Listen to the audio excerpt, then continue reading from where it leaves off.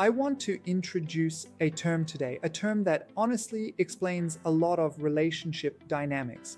The term is domestic sadism.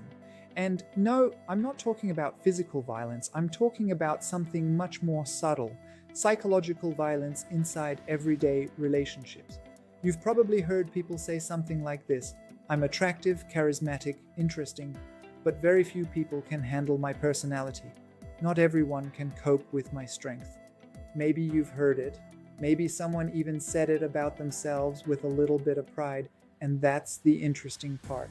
Because behind that statement, there's often this strange pride in being difficult, being sharp, being bitchy, being sarcastic, being stubborn, provoking people, and all of that gets framed as strength, like it's some kind of special personality trait, something unique.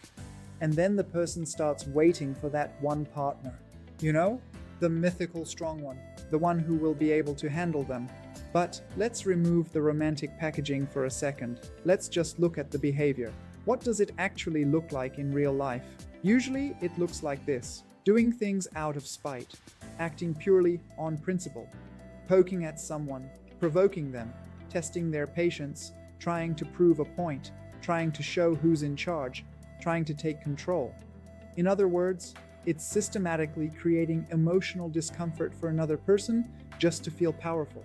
And here's the key point: when someone feels strong because they can make another person suffer, that's not strength, that's ego. That's feeding your sense of importance through someone else's tension.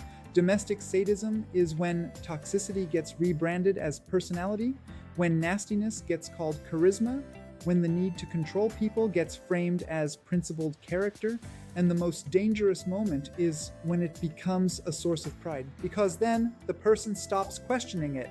And if being around someone regularly makes you feel tense, anxious, unsafe, that's not a bright personality. That's constant psychological pressure. Call it whatever you want, but in essence, it's domestic sadism.